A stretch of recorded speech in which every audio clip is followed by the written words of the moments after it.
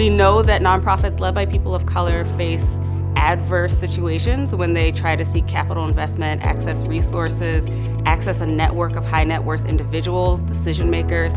So these financial tools really help empower them, help empower their leadership, understand that they are leaders in their community and that they can go and ask for what they need.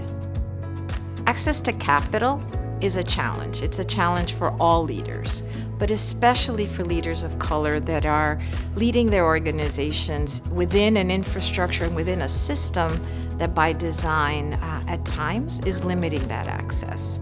Some of the barriers that I've personally experienced is the timing.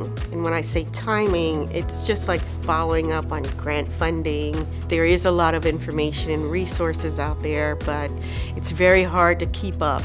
So you've got to be on point as far as information and placing yourself at the right position to get access to sources of funding.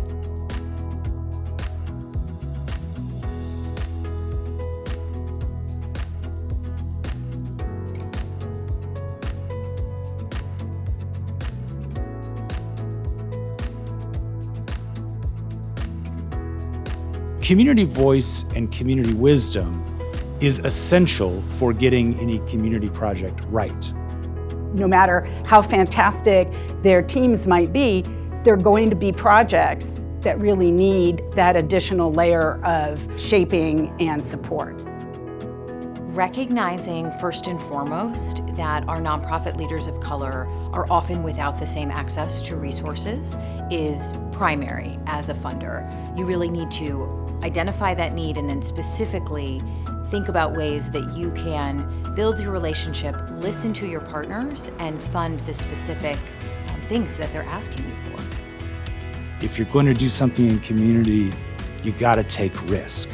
And as it turns out, our people are a good bet. When it comes to the racial justice, racial equity movement, in order to sort of make that real and tangible, we have to force, and I'm using that word intentionally, leaders to look at infrastructure that has already been nurtured. And then let's strengthen that infrastructure. When we started this program 5 years ago, I did not envision that we would be here almost 100 organizations in after 5 years. We launched it in Chicago as a part of our Chicago commitment, and you quickly realized the impact of the program and the value that you brought to these communities and these leaders. And then we quickly expanded it across the region, and now we're thinking about what's next. One thing that we know from the research and the data that we use to support the Stronger Nonprofits initiative is that this is not just a big city problem. This is a problem that is faced by nonprofit leaders of color across the entire country. Wherever you go, you see a lack of access to capital, a lack of access to investment.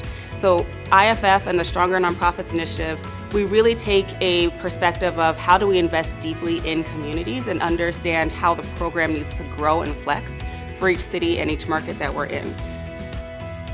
I really appreciated that there was always a space for me to feel seen and heard. Sometimes you don't want to be the one in the room that asks the wrong questions, but it was really helpful, even in a virtual space, as my cohort was in, to be able to see the nods or the comments in the chat to say that things that I was asking was really resonating.